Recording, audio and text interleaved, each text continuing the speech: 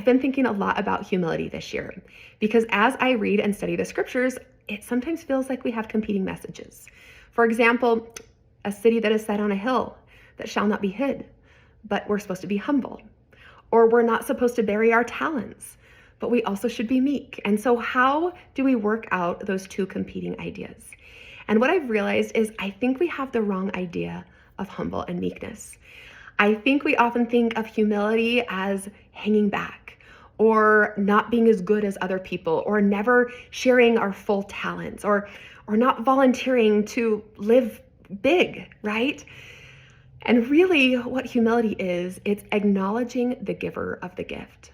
I think that our Father in heaven would be so sad to watch us sit or shrink in the shadows.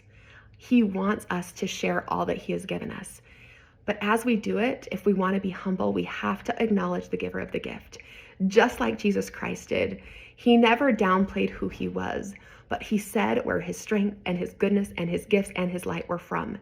And I think that as we do that personally, as we share who we are, as we share our talents, as we share those gifts, as we step into roles that are important and necessary, we can stay humble when we realize that all good things come from him, including our talents, including our gifts. And as we vocalize that appreciation and that gratitude, that is how we remain humble. That is how God can lead us by the hand because we are doing his work, not our work. And that is how we get answers to our prayer.